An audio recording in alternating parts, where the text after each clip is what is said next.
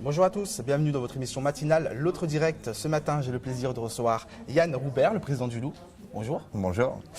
Alors, le Loup Rugby, avec 4 victoires et une défaite, est l'actuel leader de la Pro D2. Le début de saison de votre équipe est-elle conforme à vos attentes? Ouais, c'est bien parti. Effectivement, on est ravis d'être en tête du championnat. Cela étant, on a fait 5 matchs sur 30, donc c'est un bon début, mais ça n'est qu'un début. Il reste les 25-30e du chemin à faire et ça recommence dès samedi. C'était quoi l'ambition début de saison justement pour le Loup Rugby? C'était forcément de tout gagner. Quand on est président d'un club, on souhaite toujours gagner. Exactement. Mais est-ce qu'il y avait des ambitions clairement établies, clairement définies? On raisonne. Alors l'ambition globale, c'est de faire le mieux possible, mieux que l'année dernière bien sûr. Après, on raisonne beaucoup par bloc, parce qu'en Pro D2, on a 6 blocs de 5 matchs, donc on se fixe des objectifs par chaque bloc de match. Là, l'objectif était de prendre 19 points sur ce premier bloc. C'est fait, on aurait même pu faire mieux, donc il ne faut pas croire qu'on est arrivé, ça aurait pu être mieux parce qu'il en manque malgré tout. Voilà, et puis on se fixe des objectifs à très court terme. Chaque samedi, c'est de gagner le match qui vient. Est-ce que c'est des objectifs au niveau du jeu? Est-ce que vous êtes très attentif à ça en disant c'est bien de gagner, mais on a aussi envie de voir une équipe du Loup Rugby produire du beau jeu? Bien sûr, on essaye. En général, si on joue bien et qu'on produit du beau jeu, on a plus de chances de gagner que si on joue mal et qu'on n'en produit pas. Donc évidemment, après, c'est le choix des entraîneurs était axé vers ça.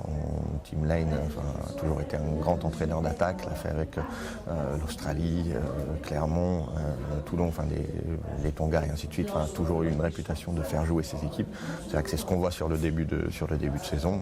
Donc évidemment, l'objectif premier, c'est les résultats. S'il y a la manière en plus, c'est évidemment un gros plus. Est-ce qu'il y a un jeu lyonnais, un jeu typiquement lyonnais? Est-ce qu'on peut dire que lorsqu'on va au Matmut Stadium, voilà, il y a le Loup produit un jeu typiquement lyonnais? Ou alors c'est exagéré de dire ça Alors, si un jour on peut être une référence comme l'est le Stade Toulousain, on en serait ravis. Et après, avec ça, ce serait prétentieux de dire ça de notre part. Cela étant, oui, en Pro D2, on a la réputation et l'ambition d'être une équipe qui envoie du jeu, d'être le plus solide possible devant et d'assurer notre conquête, et derrière de pouvoir faire jouer nos 3 quarts, parce qu'on a la chance d'avoir un effectif qui le permet, et d'avoir une ligne de 3 quarts qui est rapide, qui est puissante, et qui doit du coup nous donner les moyens de nos ambitions. Lors de la 5e journée, le Loup s'est incliné à Béziers, 12-9, pour la première fois de la saison. Au-delà de la défaite, on a trouvé que cette équipe du Loup a été un peu décevante dans le jeu, justement, on parlait du jeu à l'instant. Est-ce qu'il y a matière à s'inquiéter? Ou c'est juste un accident de parcours? Non, on est déçu bien sûr. Après, c'est l'avenir qui dira si c'est inquiétant ou pas. Je ne pense pas à l'heure actuelle. On a joué contre une belle équipe de Béziers. Je pense qu'on ne sera pas les seuls à aller perdre là-bas. Donc bravo à Béziers avant toute chose. Après, les conditions étaient difficiles. On n'a pas su mettre notre jeu en place. Béziers nous a bien pris et nous a bien empêché de jouer. C'est la vie, quoi. On sait qu'on avait peur de ne pas gagner nos 30 matchs. Donc c'est confirmé qu'on ne les gagnera pas tous, évidemment. On était bien conscient qu'on allait en perdre. C'est dommage que ça arrive à Béziers. Évidemment, l'objectif c'était de gagner. On va essayer de rebondir dès ce samedi contre Mont-de-Marsan. Avec ça, j'espère que c'est un incident. On n'a pas été très bon, il faut savoir le reconnaître. Donc bravo à Béziers. Et nous essayons de nous remettre au travail pour être meilleurs dès samedi et sur les matchs qui viennent. Le grand public ne vous connaît pas encore. C'est votre 2e saison au Loup, on va dire ça? Tout à fait, première complète. Alors justement, quel type de président êtes-vous? Vous êtes proche des joueurs, vous êtes colérique, vous êtes... on ne connaît pas finalement votre personnalité? Oui, à la limite, c'est pas très important. Ce qui est important, c'est que le club gagne et que le club se construise. Donc à la limite, c'est pas l'essentiel. Enfin, ma personne est pas l'essentiel. Oui, on a essayé, l'ambition, c'est de continuer à développer ce club et de le faire construire, de le faire gagner sur le terrain. Ça passe par des méthodes. On a essayé de mettre un cadre qui soit simple et strict, avec beaucoup d'exigences en termes de comportement, en termes de professionnalisme, en termes de résultats, bien sûr, c'est la loi du haut niveau. Donc voilà, une fois que le cadre, j'essaie de faire qu'il soit clair, bien défini. On a beaucoup partagé avec les joueurs, avec l'ensemble des salariés du Loup en début de saison. Maintenant, le cadre est connu de tous, l'organigramme est simple et clair. Oui, mais on n'arrive pas à savoir justement si vous êtes un président qui tape du poing sur la table, au contraire, vous êtes proche des joueurs, vous êtes plutôt calme, vous êtes... Comment un président doit-il se comporter avec des joueurs de rugby et notamment avec ces joueurs du Loup? Alors il y a des cas particuliers, voilà, évidemment, s'il faut, en fin de saison dernière, ça s'est pas très bien passé, donc il a fallu prendre des décisions parfois un peu drastiques, apporter pas mal de changements, ça impliquait des départs, des arrivées, donc voilà, faut essayer de savoir doser ça. Pour l'instant, c'est tant mieux, ça se passe bien, le groupe vit bien, donc tout l'enjeu c'est d'arriver à maintenir cette bonne ambiance dans le travail et ambiance de professionnalisme professionnalisme et de travail justement, que ce soit une bonne ambiance et de travail. C'est une bonne transition. C'est d'essayer de garder tout ça. C'est une bonne transition ça, parce que justement les joueurs du Loup cette année nous disent, ils ne s'en cachent pas, qu'il y a une meilleure ambiance que la saison dernière, qu'il y a vraiment un réel esprit au Loup. Cette saison, l'esprit a été retrouvé. C'était un peu votre volonté, vous êtes satisfait par rapport à ça? Bien sûr, c'est le rôle du président et des dirigeants, justement, d'une part de choisir les hommes pour que cette ambiance puisse bien se passer, qu'elle soit studieuse et concentrée et sympathique à la base. C'est les valeurs de l'Ovalie, ça? Exactement, les valeurs de l'Ovalie et celles de Lyon aussi. Enfin, justement, on est un club de rugby, donc on doit avoir toutes les valeurs du rugby. On est un club lyonnais, donc on doit avoir celles de notre ville aussi, dont on défend les couleurs. Pour l'instant, ça vit bien, effectivement. Et comment on l'explique ça? C'est parce que le changement d'entraîneur? C'est parce que c'est vous qui avez dit au moment donné, stop, ça suffit? Parce que justement, la saison dernière, il y a eu quelques dérives, on peut le dire ça comme ça? Oui. Quelques abus. Et vous avez dit, non, ça suffit, on va retrouver justement ces valeurs du club et ces valeurs de notre ville. Exactement, on ne va pas se cacher, la saison dernière a été décevante, donc évidemment, quand on s'est dit qu'il faut s'entacher certaines choses, c'est passé par des changements d'attitude, de clarification d'organigramme, de cadre de travail, ainsi de suite, puis changement surtout des hommes, avec un nouveau management. Enfin, on est organisé avec 3 directions, une direction sportive, une direction marketing, commercial et communication, une direction financière, qui ont chacune un patron qui est identifié. Sur le sportif, c'est Team Lane. Et puis après, avec Team, on a construit ensemble un projet sportif en choisissant les hommes pour nous accompagner là-dedans. Donc ça commence par Olivier Azam et le management sportif, et puis par les joueurs qui se sont bien intégrés. L'enjeu est de trouver le bon amalgame et le bon équilibre entre jeunes et anciens, entre français et étrangers, et essayer de faire que l'ensemble vive bien. Et ça, c'est la charge des dirigeants, du président de l'ensemble, de faire que cet équilibre perdure et que l'ambiance continue à être bonne et efficace. Est-ce que vous pouvez nous faire justement un point sur les arrivées de nouveaux joueurs? Kendrick Lynn devrait pas tarder à signer. Est-ce que vous pouvez nous faire un peu le point sur la situation? Oui, alors on était parti avec un groupe un peu renouvelé.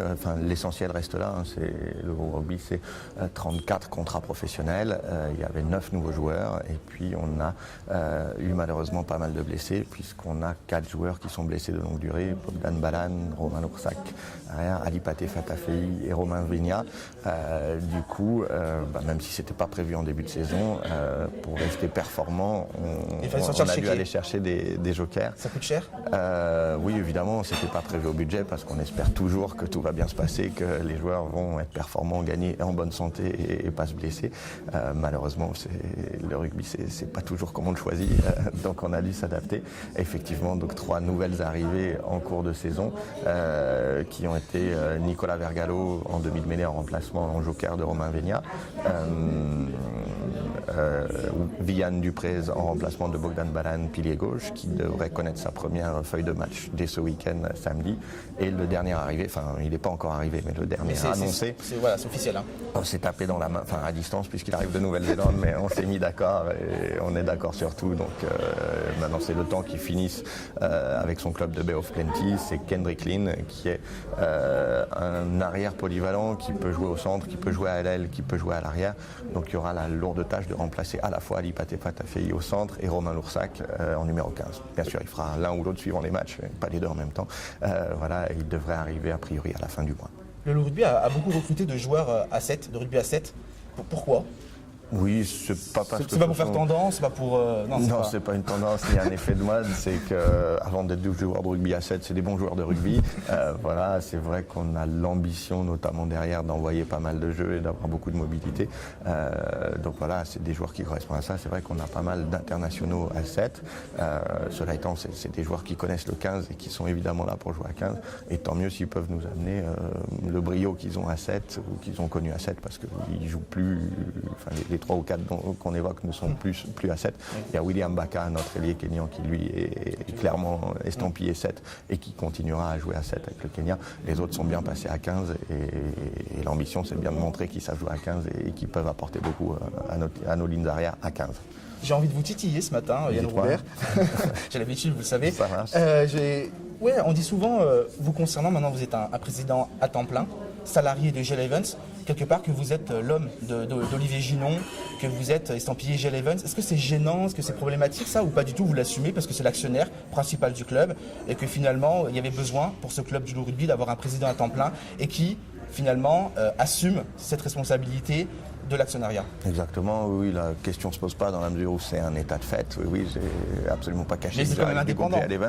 Bien sûr, on est une entreprise comme n'importe quelle entreprise. Non, je veux dire indépendant dans le sens, c'est vous qui prenez vos décisions, c'est pas Olivier Gillon tous les matins qui vous appelle en disant il faut faire comme ci, il faut faire comme ça, etc. Non, bien sûr que non. Enfin, il a heureusement d'autres choses à faire et pas mal de filiales dans le groupe GL Events. Donc oui, je suis ici de ce groupe où je m'occupais du sport et du Moyen-Orient. Donc évidemment, j'ai un passé GL Events, c'est une actualité encore GL Events. Après, c'est comme dans une entreprise normale, parce que le Loup Rugby, c'est un club, mais c'est aussi une entreprise. Donc évidemment, il y a un actionnaire principal qui est le propriétaire du club en définitive. Après, il y a évidemment une équipe et un président qui gèrent ça au quotidien et qui le choisissent et qui rendent des comptes à un conseil d'administration et à un board d'actionnaires d'une manière tout à fait classique, comme dans n'importe quelle entreprise. Dans notre mensuel daté d'octobre, Thierry Braillard rappelle que le Loup devrait occuper le stade de Gerland lors du départ de l'Olympique lyonnais pour Dessines. Ce dossier peut-il évoluer dans un sens comme dans un autre? Alors oui, encore loin, on a des préoccupations à beaucoup plus court terme, c'est d'essayer de faire bien cette saison, si possible de monter en top 14 et si un jour on peut avoir le public, les adversaires et la ferveur qui font qu'on peut remplir Gerland, on en sera ravis. On est ravis de pouvoir compter sur le soutien de la ville de Lyon et l'envie de faire grandir ce club, si possible jusqu'à occuper Gerland. Cela étant, c'est des préoccupations qui sont encore assez lointaines pour l'instant. On a un quotidien qui nous occupe bien et qui va nous occuper toute cette saison et toute cette année. Dès samedi, le Loup qui reçoit Mont-de-Marsan à 19h. Exactement, Mont-de-Marsan 19h au Matmut Stadium où on a perdu notre dernier match à Béziers. Effectivement, ça serait bien de repartir du bon pied et si possible de remettre la marche avant. Et si on pouvait battre Mont-de-Marsan, ce serait très bien. Merci beaucoup. Merci à vous d'avoir accepté notre invitation. Demain, rendez-vous exceptionnellement à 9h30 en direct. Christelle Monteagudo recevra Amel Bent. Bonne journée à tous.